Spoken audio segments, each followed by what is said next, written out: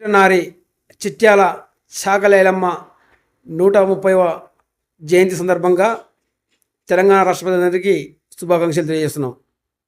ఈరోజు ప్రజాప్రభుత్వం ఆధ్వర్యంలో గౌరవ ముఖ్యమంత్రి రేవంత్ రెడ్డి గారు, అదేవిధంగా బీసీ వెల్ఫేర్ డిపార్ట్మెంట్ గౌరవ మంత్రివర్యులు పొన్నం ప్రభాకర్ గారు, అదేవిధంగా ఐలమ్మ జయంతి ఉత్సవ కమిటీ చైర్మన్ వీర్లపల్లి శంకర్ గారు, అదేవిధంగా కో చైర్మన్ మాజీ మంత్రి ఎమ్మెల్సీ బసవసాగర్ గారు, అదేవిధంగా ఓబీసీ కమిషన్ చైర్మన్ నిరంజన్ అన్నగారు, అదేవిధంగా కమిటీ సభ్యులు బాలలక్ష్మి గారు, అదేవిధంగా కమిటీ సభ్యులు సురేందర్ గారు, BC finance corporation chairman Nuthu Srikanth Goud గారు, గౌరవ ఎంపీ రాజ్యసభ అనిల్ అన్నగారు, ఈ ప్రోగ్రాంలో పెద్ద ఎత్తున పాల్గొన్న అతిరథ మహారథులు, అదేవిధంగా బీసీ సంక్షేమ జాతీయ అధ్యక్షులు జాగల శ్రీనివాస్ గౌడ్ గారు, ఈరోజు వచ్చిన సభకు చేసిన వివిధ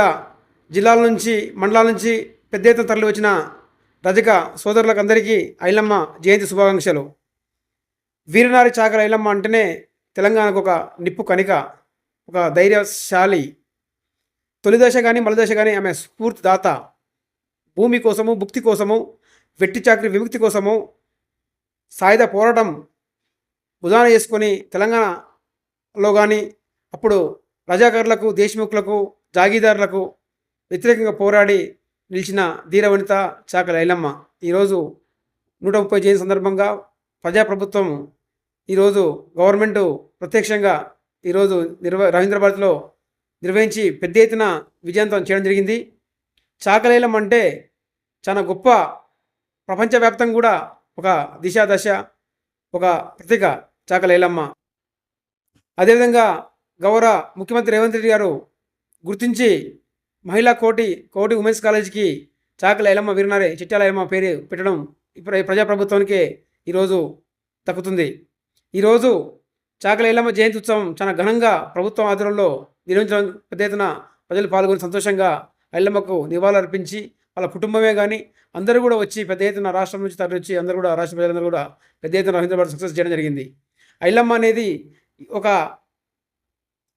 చాకలి కుటుంబంలో పుట్టి ఈరోజు ఇంత స్థాయికి ఏంటంటే ఆమె ఒక ధైర్యత్వం, ధైర్యశాలి. ఆమె తెగింపు అంటే విష్ణు రామచంద్రరెడ్డి గుండాలపైన, రజాకారులపైన, గుండాలపైన తిరుగుబాటు చేసి పోరాటం చేసి ఆమె పండించిన పంట ఇంటికి తరలించి పెద్ద ఎత్తున ప్రజలు అక్కడ ఉన్న అందరికీ అందరికీ కూడా ధైర్యశాలిగా